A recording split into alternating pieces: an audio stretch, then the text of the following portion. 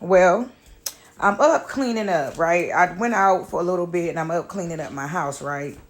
Let me tell y'all something about a liar, a habitual liar. One thing about a habitual liar is when they go afar and beyond to lie and make something up about somebody, right? Understand that they're always trying to hide something, right? And you got to begin to ask yourself, as a child of the Most High, what is that person trying to have? Start working with your discernment, right? What is it that this person is going so hard for to make their lies stick, to go above and beyond to make their lies stick? They're taking all these actions. Everybody around them know that they're a habitual liar, know that they're a lie, right? And they continue to keep going, right? Because one thing about a narcissist is that they don't want to be proven wrong, even though they would knew it was wrong in the lies and what they was doing. But what would start the lies in the first place? You got to begin to question the people around you and the habitual liars that came to you and just spoke out these lies. Like what is they hiding? Ask yourself, what is they hiding that they went to this length to lie? I mean, the lie is so outrageous and so outlandish that you be like, well, what made that person? It gotta be true. Because what would make a person go that hard in the lie and to continue the lies, right? And so once you find out it's a lie, you have to begin to ask yourself, why would that person lie that outrageously bad on somebody? What and who are you dealing with, right? And so God gave me a word, and the word was, I kept hearing, and I don't know where it came from. I didn't read it. I didn't come across it. I kept hearing legions, we are many. Legions, we are many. That's what I heard.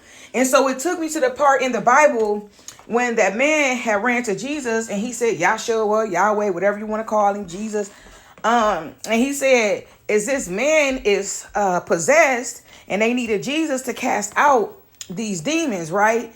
And so when they ran to Jesus to cast out the demons, because they know he was the demon caster, he can get it done, get the job done. So they ran to Jesus about it. And so when they ran to Jesus about it, and Jesus he go to try to cast out, and he like, hold on, this is something I ain't never dealt with before. What is this? What the heck is this? And the demon spoke in the man, and he said, we are legions, we are many. I am many. I'm not just one. I'm not just one demon, right? And so Jesus had found the pig to cast these demons into, and then that pig jumped into the ocean. And so you have to ask yourself, if that pig jumped into the ocean, where did all those demons go, right? Where did that thing go? Obviously, it's in the ocean. People be making stuff so harder than what it need to be. And so you got these witches and these warlocks, right? A lot of them go to these places like the waters to cast. They go to these different places to do their casting. I was looking at something. They go to these different places to do their casting, but they're picking these places because they're trying to conjure up these demons, right? One thing about a witch and a warlock, a lot of times they smart. They done been in different places. They done studied they field well, right? Whatever it is that they going for, they done studied it pretty well. Then you got those beginners who just doing stuff and don't know what they doing, right? And then you got the ones who God called to do certain things and God will walk them through it, right? And so, when you dealing with a habitual liar like that, and you dealing with somebody that's trying to make their lies stick, especially when they deal with mental illness and other things like that as well, they're going to go above and beyond. And so what they do is, a lot of times you're dealing with narcissists, they will go to any length to make that lie look like the truth. And so a lot of times they go behind the scene and they begin to cast over that person's life that they done lied on. They begin to cast over their listeners. And so something that you knew was a lie, all of a sudden is back fresh in your head that they got to be telling the truth. So y'all got to start doing y'all spiritual cleansings and keep a tight-knit relationship with God and begin to leave people where they at, because people are not right out here. Let me tell you something. I was around this person, right? And this person kept saying this person was doing this person was doing that. And, karma was going to get them because this person was doing this and this person was doing that, right? And come to find out, God, having discernment, God began to show me this person. And so I ended up starting to see that this person was a caster, a bad caster, because you got to know your homework before you start calling something bad or good, because for one, without good you cannot have bad, and without bad you cannot have good, right? And so what I mean is, like, prime example, you got a person that's saying that they're a good person, but how would you know what a good person is if you don't have a bad person? And a bad person can't call themselves a bad person if you don't have a person demonstrating good, right? So one cannot coexist without the other. It has to be both, right? Light and dark. But that's a whole nother story. But this person kept saying, oh, this person gonna get karma. They kept saying, oh, this person gonna get karma because they like this and they like that and they doing this and they doing that and da, right? And like I said, I ended up finding out that it was this person that was the problem. The same person that was sending out their mouth was the problem. And so, like, the thing about it is, like, the person to the naked eye did look like they was receiving some form of karma, right? And you like, damn, well, they lost their house, they poor, they this, they that. And y'all not knowing that all this is going on because this person behind the scene casting over their life to make the illusions that they created over this person to stick to whatever it is that they said. And so when that person go through something, y'all sitting there like, damn, that is true. Just weak-minded. Then that is do seem like it's true because that person is going through X, Y, and Z. That person is seem like they done lost their house, their car, they this, they that. They done lost everything. So they got to be going through karma. They must have did what that person said. Not knowing this person is in the background casting over their life and also casting illusion, right? And so you got to understand this. When a person is connected to God, even though they might go through some of the things that person go throughout towards them, there's a lesson in it for everybody. So that's why it's important for you to know at least partial. What, my dog's out there barking. It's important for you to know your position in this life. It's important for you to know your destiny. It's important for you to know what God is calling you to do, right? And so everybody in the situation is being judged, from the caster, the bad person, the good person, the liar, the person who's continuing to spread the news, the gossip, the lies. Everybody in the situation is being judged, right? And so God would allow someone, because people be like, well, why, if they connected to God, then why would God allow them to go through all that, if they didn't do no wrong? Sometimes it's to because God could judge that person, the two people involved. But at the end of the day, he's going to take the time out to see what you going to do. The outsiders, the this, the that. He's going to take that to see everybody who took the time to spread those lies, everybody in the situation is being judged, right? And so God might allow those things to happen because just like the story of Job, right? Because that's my favorite story, baby. And I was telling my sister earlier, I said, just like the story of Job, Job had all these things. He was set up. His life was good. He was doing good in life, right? And in the story of Job, they said that the devil, Satan, God had called a meeting, and all of the angels had came to the meeting. And then the devil comes strolling in, and God had asked Satan, where have you been? And Satan answered, I've been roaming to and from, and I've been in this place and that place and roaming the earth, basically. And so God said, have you seen my servant Job? There's nobody else like him. There's no other person like him. And the devil said, well, he's gonna be like that because the way you blessing him. Like, look how you don't allow nobody and nothing to touch him, right? You look how he is. Of course he gonna be serving you, and he gonna be like this because you blessing him. Surely if you allow everything to crumble in his life, I assure you he ain't gonna be that way. So God said, okay, well, I'm gonna take my hands off of him, and you can do all these things to him, but just don't take his life. And so The devil went and they said that the one guy came from the field and said, hey, all your animals died. Another man came from the other west and the east and said that your kids and died. The house caught on fire. I was the only one that escaped. And in each scenario and situation that happened to Job, I noticed that one person was able to come back to tell him that this thing happened, right? You know, one person was able to escape and say that that all of his sheep had, whatever type of stuff he had, the sheep, the birds, the dogs, the cat. Y'all, look, God said don't add and don't take away, and I'm adding and take away. Lord, forgive me. But I'm saying that, y'all, what is that? The oxes, the horses, whatever he had. Whatever it was that happened to Job, one person was able to get away and come back and tell him what happened, right? And so Job's response to that was, you know, God surely he gives it, he takes it away. We come from our mother womb with nothing. We should go back to nothing, flat out, right? And so he was still able to praise God. And then he began to get sick and his friends came and visited him. And when Job began to speak, he said, curse the day that I was born, black out the calendar of the day that I was born, bless the day that curse the day that I ever came from my mother's womb, right? And so they said, don't talk like that. Basically, like, have you the man that said X, Y, and Z, you know, you have little faith. But what's crazy, before it got to the point of him getting sick and he had nothing, his wife had turned and looked at him when he had lost all his wealth and all his riches and his kids. And his wife turned and looked at him and said, curse God already, you fool. Like, basically, like, you still serving God, you still talking about God, and he done took everything. And he said, basically, we came here with nothing, we gonna go back with nothing. I'm not cursing God. Like, what? And so, but when he felt really ill like that, he just said, blot out the day that I was born, the day on the calendar that I was born. But anyways, y'all, because I love that story. I can go all day, honey. And so, anyways,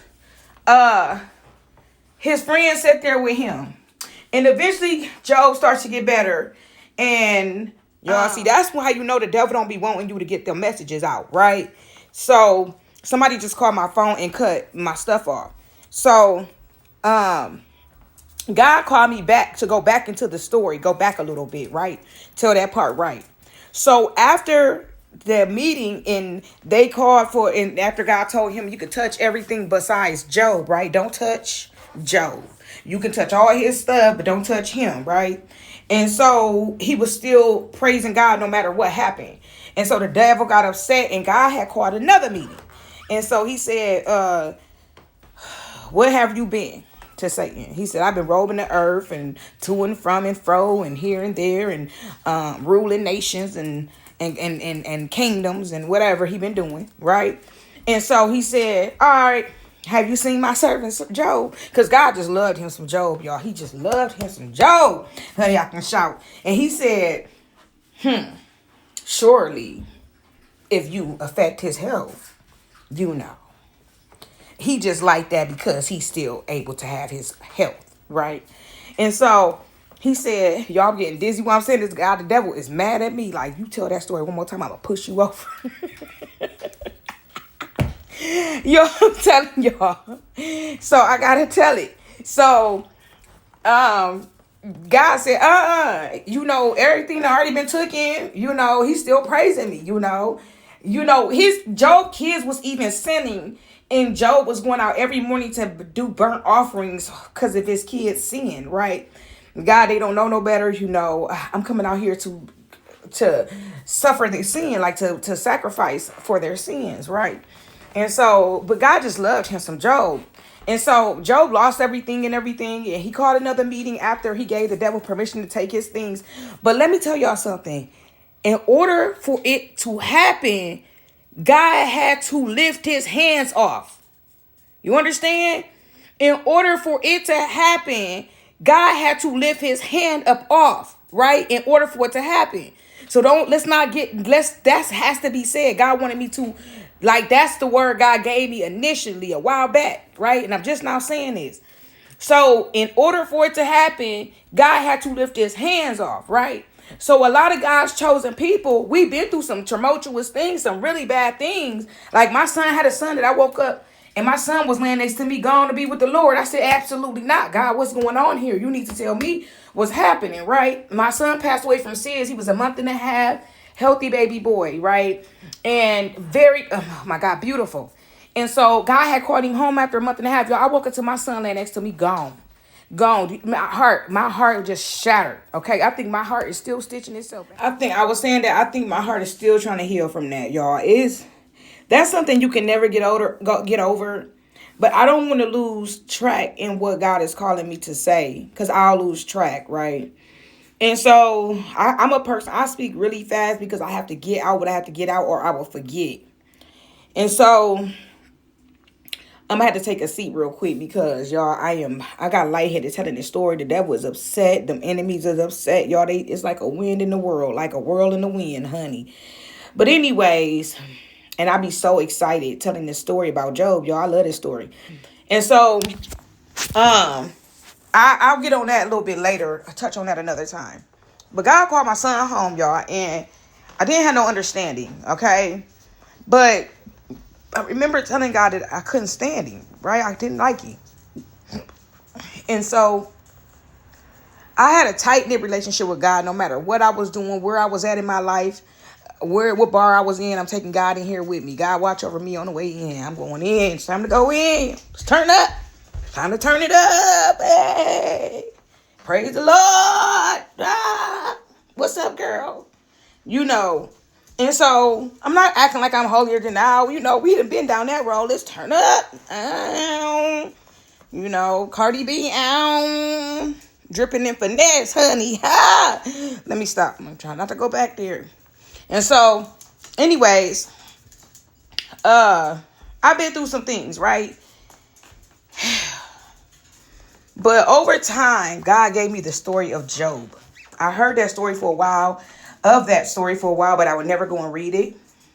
I was like, no, I'm not doing it. I'm not doing it. And so I finally went and read it. And when I read it, it became one of my favorite stories in the Bible. But one thing that stuck out to me the most out of the whole story is that God had to take his hands off in order for it to happen, right? And sometimes we try to make sense of things that we would never make sense of. I have an idea. God did speak to me about some things. That's another story. But in order for it to, all I'm trying to say is, in order for it to happen, and see, I had to say that because people speak a good game, but they ain't been through nothing. It's easy to speak a good game when people ain't been through nothing. I told y'all when I'm trying to give a story, everybody start calling. It's 8:14 at nighttime and people still calling. People don't even call my phone. I could be in here for 4 or 5 hours straight. Nobody will call my phone. Matter of fact, I'm doing justice saying that. I can be in here all day. Nobody call my phone. It's 8:14 at nighttime. It's bill collectors that I ain't even owe a bill to. Them people that play on the phone calling my phone because they don't want this word out. The devil don't want. I told you he tried to push me over. I got lightheaded. Y'all, this is not a joke. But I had to say that about my son because I've been on the edge about giving these messages that God been calling me to give for a while. Because when you giving those messages like that, I'm the type of person, I'm not going to sit up there and say everything good coming to you, everything that you've been waiting on coming. I'm tired of hearing that, ain't y'all? Everything you've been waiting on, shoppable leke. I ain't got time for none of that. All I'm saying is that I'm coming to give the message, but for me to get this message, I'm just letting y'all know I've been through something so I can speak on it, right? I can speak on what I've been through. But I had to speak on that because people think this stuff is a joke, and I do cuss, but I'm trying my hardest not to. People think this stuff is a joke. So I'm able to boast around talking about Job. And I want you to understand where I'm coming from, while I'm boasting around talking about Job. So like what I said is that, and I'm very passionate in how I speak. I don't care how nobody feel about me. Yo, I got on Mickey SpongeBob pajamas, a 7-Eleven hat, a half of a quick weave on, and eyebrows is throwing up gang signs. No bra on, titties hanging out to my neighbor, orangutan style. Okay? I'm not on here trying to look cute. When the guy got the message, he got a message. And like I said, people out here speaking on hurt, pain, and talking about the next phase, and they ain't even interested in the next phase because it sound good. My uncle used to tell me, I used to speak to my uncle, and he used to say, sound good. And he used to piss me off. What he mean it sound good? Like, don't talk to me like that. What you mean I'm talking to you? I'm pouring my heart out to you. I've always been a passionate speaker. But I understand now, when you grow up, when you start getting older, it sound good, like he said. Look good, sound good. People for the gram. People out here for the looks of it. They out here getting all ready before they get on and go do their debut. Talking about the Lord said. The Lord ain't told you nothing. at all. He ain't told you to get that message talking about the next thing coming to somebody. He ain't gave you that message. You don't know what somebody going through because God, true chosen ones, people like, I'm chosen. Where? Where you was chosen to go pick up the bread and milk from down the street and drop it off to that poor woman. That's all you was chosen for. You was not chosen. And a lot of people getting on here talking, I'm chosen. You don't know what the hell it takes to walk in the chosen one's shoes. A lot of chosen ones broke as hell. God is preparing their next day. Y'all had to calm down because I was upset. I'm chosen. I'm chosen. Y'all, a true chosen one, a lot of them are broke as hell. They trying to fight and climb. God is preparing their next day. You hear me? Not the next lifetime, not the next quarter. Not God is preparing their next day. God is preparing somebody to open up their door to them. Look in the Bible. It's a reoccurrence of people's doors being open to God's true chosen ones. Remember the one guy? I don't even know his name. The one guy, he went to the one lady. God told him to go down by the river, right? He said, I need you to go down by the river. I sent the birds to bring you bread and meat. Drink from the river until it dry up. Once it dry up, I'm going to send you somewhere else. The man went down there. He sat by the river, did whatever God told him to do. The birds brought him milk and bread. Or bread and meat, I mean. See what I'm saying? Too much. And so, like, after that, God said, okay, that done dried up. Go to the lady, and the lady got a son. And when he went to the lady, and the lady had that son, he said, okay, he told the lady, okay, God told me to come to you. Can you prepare me some bread? The lady said, sir, I'm preparing bread for me and my son so we can go ahead and die in peace. And he said, well, you and your son ain't gonna die, ma'am. Hold up. Calm down. Okay, go and she said, and I only got flour and something else. I think it was like flour and a little bit of water. Whatever it took to make bread, that's all she had, just enough for her and her son. And he said, well, you can make you and your son that, but still bring me a loaf. And surely you will live. You'll be fine. And that's what she did. And so when he got into the woman's house and everything, somewhere in there, the woman's son ended up falling ill. And he had to lay his body over him 3 times. And he prayed over him. And the son got healed. That's the shortest way I can put it, right? And so all I'm saying is it's a reoccurrence in the Bible, like God sending these people places. And a lot of times other people are taking care of them. Other people have to take care of them, right? Because when you're on a mission, you can't even sit in one place for too long, right? You might sit there for a little bit and I'll be fighting like hell. Like, God, I ain't leaving it. I'm tired, okay? Let me rest. God told me to rest. I ain't been listening. So, okay, I'm going to take your job from you. You going to rest, like I said, because it's time for the next phase. That's what the next phase means. You get that by just enough when you're dealing with God. Just enough. You might have enough to get you a little bit of something and a little clothes or something like that. But I'm not talking about that. I'm talking about a lot of times God is telling you to rest so you can go to your next journey. And you don't know. God knows. Now I listen. I used to didn't listen. God, what? Especially when I found out the mission. Wait a minute. And a lot of times you don't even know the mission until you be in the mission, going through the mission, and you be coming out of the mission before you even find out what the mission was about. Right? So let me give y'all an example. Right? I had a mission, right? And then if you stay in too long, oh God, don't stay in the mission too long. Don't stay in the lesson too long, right? Because that's when it get dangerous. So I was dealing with somebody. This person was awful, right? And so I was playing victim. Like, God, what's going on? You know, this person is doing this and that. I done prayed. I done called on you. Why haven't you opened up the doors? And God, like, the door been open, ma'am. I think I need you to, so the door wasn't open for a long time because I had to get through it, right? I had to. But so what I tell you, bad and good cannot coexist unless you got one with the other, right? And so it has to be both. So this person was horrible, right? But somewhere in there, this person was supposed to turn to the light of day. Oh, coming to they higher self, right? They were supposed to be turn themselves around. But instead of that person turning themselves around, God like, okay, well, you ain't gonna turn yourself around, smoke them out. He used me to smoke them out, right? This is a bad line. This is bad apples. Right? So I'm a guy after this person did not come into because they always say God know what you're going to do, but you have free will. Right? And so this person Was supposed to, when I walked away, was supposed to become enlightened and turn around. But instead, this person tried to go around and slander my name, do all these things, right? And so God had prepared me an exit, and I took the exit, right? At first, I'm like, God, I ain't going that way. I ain't going that way. I said I ain't going that way. God like, oh, yes, you is. God like, okay, we'll turn it up a notch. Let turn the heat up. I'm like, no, man. I said, I ain't going. Kicking and screaming. I'll be trying to do my own thing. God be like, no. We cannot, y'all, I can't even get in trouble, okay? I can't do what everybody else do. God chosen one. You go steal something, watch you get caught. You're going down. A lot of us learn type of stuff like that in our early ages. Right? I ain't doing no wrong. I ain't willing to go down. I don't want to go down. I'm not going down. God let me know that when I was younger, I wasn't going to be able to get away with anything, so I just don't try it at all. Right? And so, anyways, God had prepared me an exit after I prayed and prayed and prayed. God had, and this was a bad demon, right? This was a bad lineage I was dealing with. I was dealing with some rotten stuff, right? And so God sent me all in. I don't know that I'm in the mission. I didn't even know about the mission, okay? I didn't even know there was a mission, right?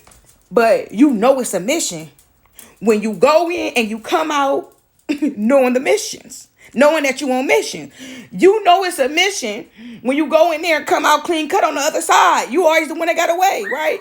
You know it's a mission. You know it's a mission when you never knew about life purposes and you come out knowing about life purposes, right?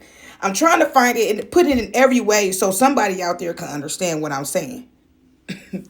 And so I didn't know about life purpose, y'all. And my dad always told me, don't you ever promise God. Don't promise God on a bad day. Don't make no promises to God on a bad day, on a good day, on a sideways day. Don't do it. Because you might not remember that promise, but God remember that promise. Don't be broke and say, God, I ain't even pretending to say it. That's how serious I am about it. And so, y'all, God used me to smoke out this bad lineage, right? Because by me going in there, God already know what you're going to do. But somewhere in there, he just a sprinkle of hope that they'll turn them around. They see that the things that they're doing towards this person is not going to work. Oh, they going to keep going? They're going to keep going. And so since they going to smoke them out their houses, smoke them out the underground, right? And so, anyways, y'all, let me keep going because I get stuck on it. I don't want to get stuck on nothing for too long. I just want to touch base so y'all can understand because I don't want to go too far into the stories. That's another day.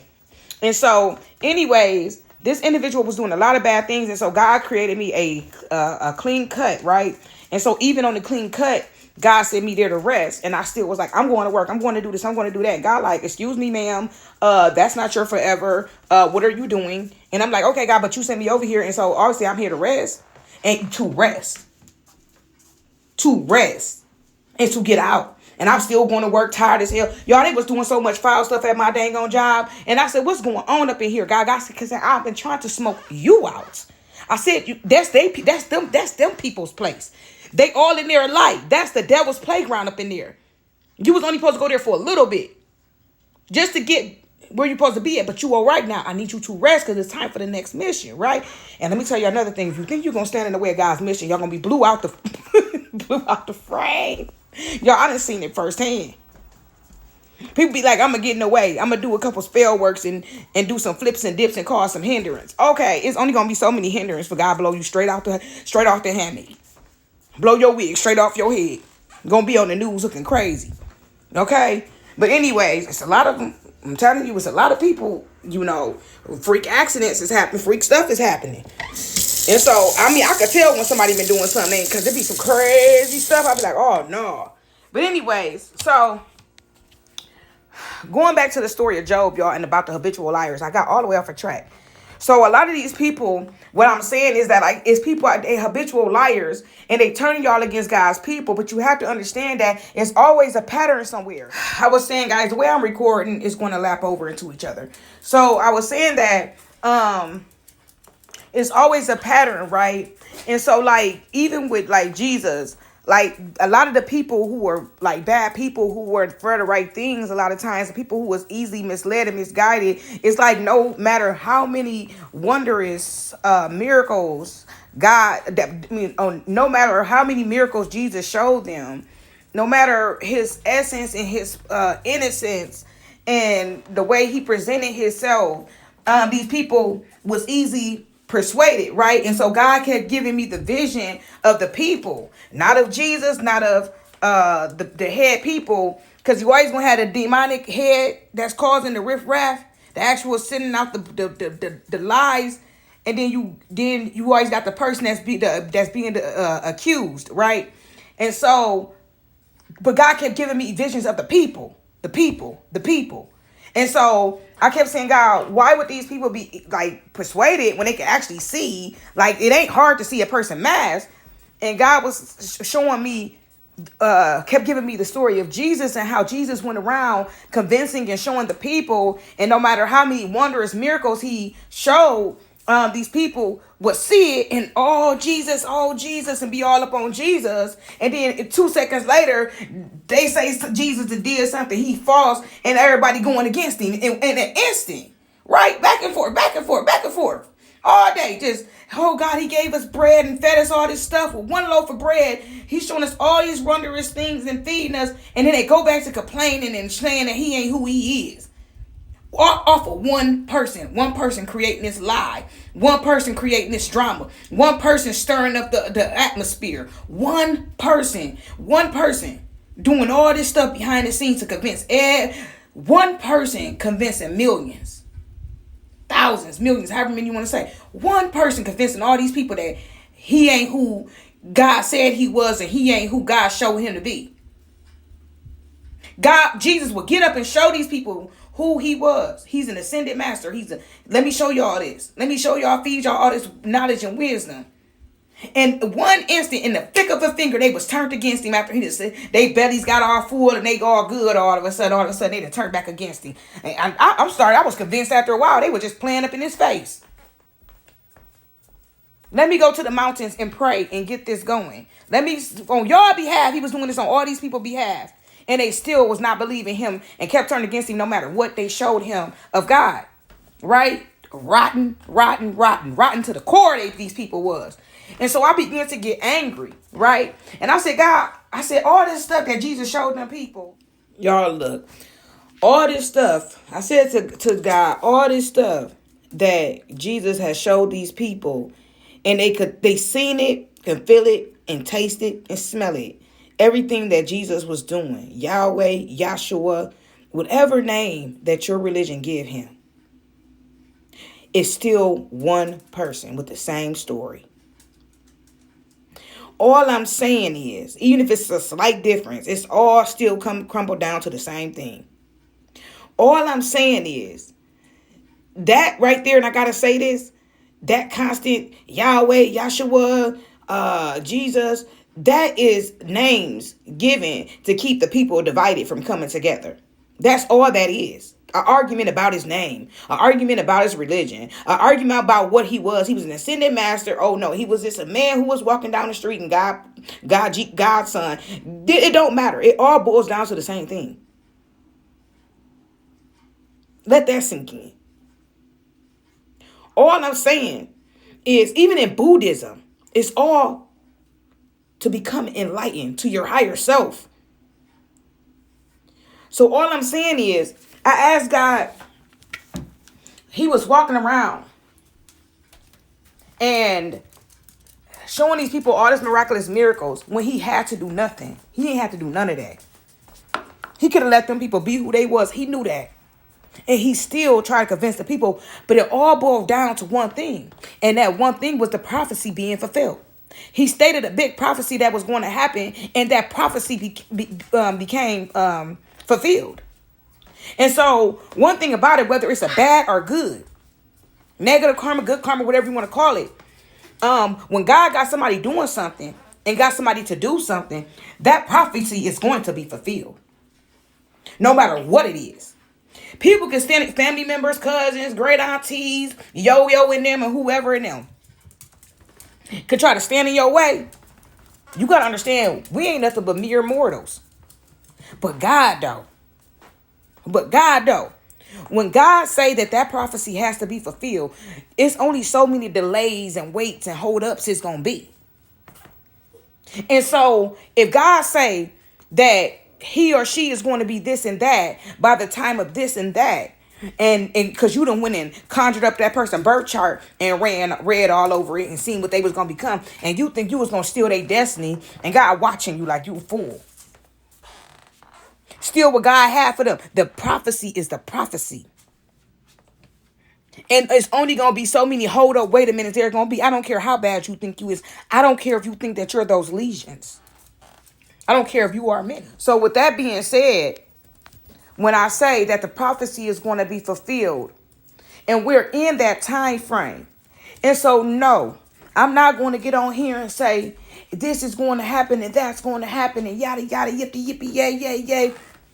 But the prophecy has been held up long enough. And it's time for that prophecy to come into fruition. So if you got to get swatted with a bat, you know, that's what it's gonna be. If many cities have to get burnt down for somebody to cross over, when God say something gonna happen and he wanted to happen at this time, and there's many people in high places that know who is who, and that's why so many burdens been put in these people's ways. They was hoping that they would have took themselves, honestly.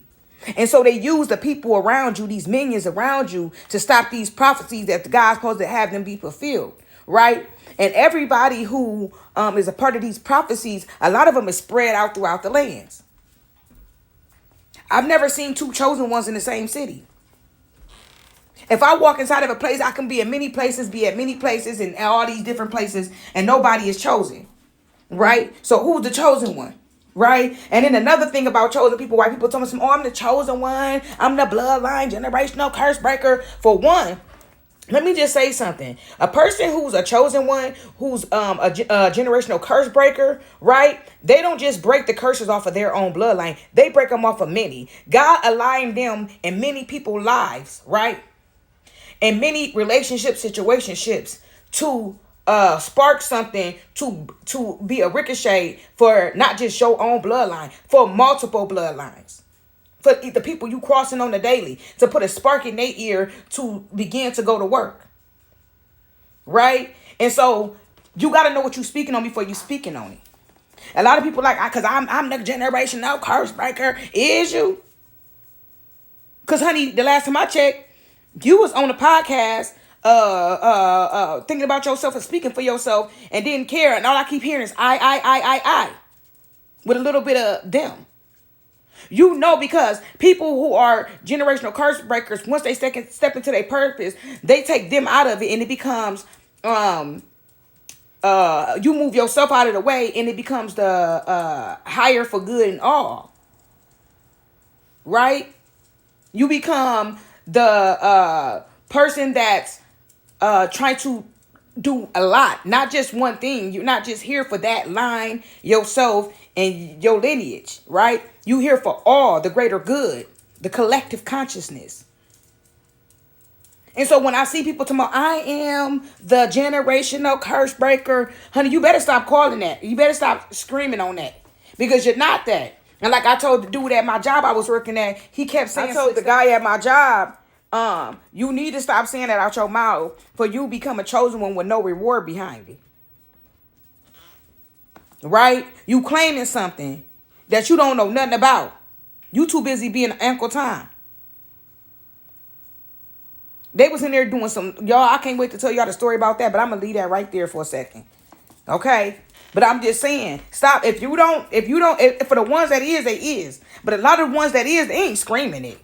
I promise you they not. They somewhere fighting a battle.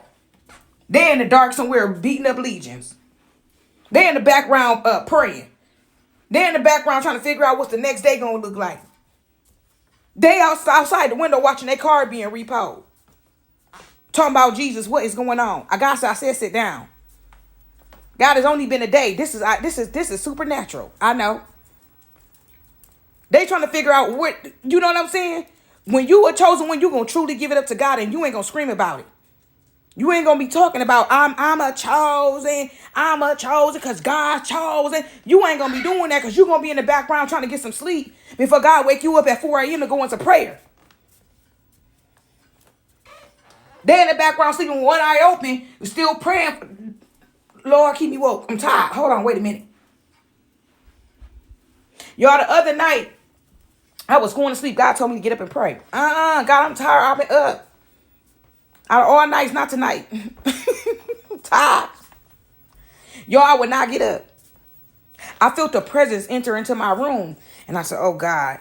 Right? Y'all, I was so tired. I cannot make this up. I was so tired. And so I got up and I started praying. When I went to doze off, I woke up out of my sleep like I couldn't breathe. I was like, like, what? God, did you just choke me out? Yes, I said, get up and pray. Right?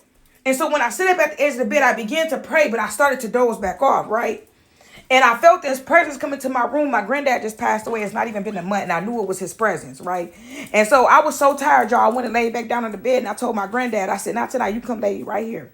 Y'all, I was patting on my bed like, you can lay right here. Come on, granddad. You can lay down with me. Come, you can watch over me. You pray over me while I'm asleep. I knew it was his presence. And so I laid back down. And I had a vision, right? I had this vision, and I got another video on this, but I had a vision of him laying on his D bed passing, right? And that was a very tumultuous view. That was a very view that I would wish on my enemy when he was taking his last breath. I just couldn't. I was like, oh my God, but I was at peace about it. And so I said, God, why? I said, why are y'all showing me this? I jumped up out of my sleep so fast when I seen that. I said, what is y'all showing me this for? God said, I said, get up. Get up and begin to pray. Somebody is in back. Somebody got your name on the altar somewhere. Somebody is doing this. Get up and pray. And so I ended up getting up, y'all. I went on ahead and prayed. And then I said, God, is it okay to lay down now? I know when it's time to lay down that I can lay down because, you know, I'll have that peaceful presence over me after I say the prayer I said. But y'all, that night I was so tired. I just had to tell y'all that I was so tired. And God was like, no, not tonight. You got to pray. And so, you know, my whole thing of me getting on here saying what I'm saying is I'm about to get off, y'all. I got stuff I got to do. I've been in the cleaning, on the cleaning spree, and I got one more room I got to take care of. But for the people in the back who's listening to these habitual liars and these people making up false accusations on a person, you need to begin to ask God to reveal those people to you and to remove their mask, right? That's a simple prayer. Just God, I don't know if this person is lying. Don't help them to spread the lies. And another thing about the people that's helping them to spread those lies as well, they a problem too. Because you can't come to me and say something about somebody. I don't care if it's a person I don't know. And for me to go and spread that, keep that lie going and let you in it too. A lot of people know that person is lying on you, but they've been jealous of you before. Jealous been jealous. And so they will know that person have lied on you, and they will still roll with the punches and help to spread that lie because they jealous too. And even though they know it's a lie, they want it to be real just because it's you. Right? They never had access to you. Or she always thought she was all that anyways. So we gon' help her. Not knowing what you've been through, what you done been through in life, and none of that. We don't care because it's just you. Just because it's the presence on you. It's that Jesus presence. It's that Christ presence on your over you. It's that calling over your life. And so they spirit is trying to spirit, and they human is trying to human, right? And so they go with the easiest thing, which is the looks. You look like, right? And so with you being quiet over in your corner, they always feel like you thought you was better, not knowing that you've been through so much trauma in your life. And so they begin to judge. And so they just human. You look like. And so they help to spread those lies. But for the people that are just unsure, you need to go to God for discernment and ask God to unveil and unravel that person that's coming to you with those lies. And begin to ask yourself, why would a person go to that length to lie on that person? Especially when the lies are outlandish and just outright crazy. That they have to be true, because who would come up with something like that? A mentally ill patient. That's who would. A person who have done a lot of things to that person, a lot of really bad things to that person, and they thought that person was going to start blabbing their mouth about what they did, and so they went straight to try to protect themselves. But what make it worse is that the person probably won't speak on it.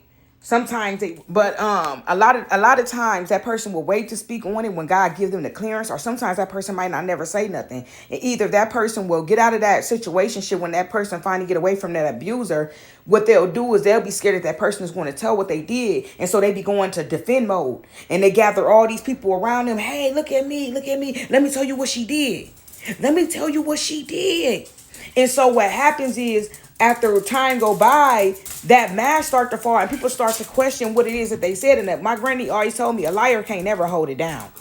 A liar gonna always tell another lie on top of a lie. Or I should say, my granddad always told me that. Don't ever lie, because a year from now, a week from now, a person will ask you about it. The following week, somebody asks about it. A month past, somebody gonna ask you about it. And then a year might pass and the person bring back up and you done told them 4 or 5 lies to keep up with that one lie. And so a lot of times they don't remember their lies. And so people be like, well, damn, didn't you say X, Y, and Z? And they begin to get caught in their lies, right? And then the fact that God starts to the person that they lied on, God start to pull them up out of the mud. And so when you're dealing with a mentally ill patient and a narcissist, they're going to background and try to afflict them and affect their life in such a way to make people think, well, maybe she must have because she's going through, right? I gotta make it look like, can't everybody know that I lied on her? Can't everybody know I lied? Jesus, nigga calling on Jesus in the background, he didn't lie. Jesus, don't let him know I lied. Oh God, they finding it out. Oh, let me go do some spell work to make her look like.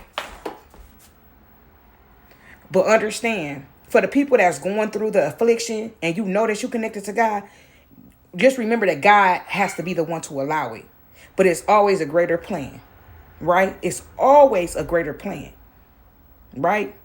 So I got to go. I got to finish my cleaning and my cleaning out, because God told me, pack light, right? And that's what I'm doing. Shh, don't tell nobody. Love you guys. See you later. Bye-bye.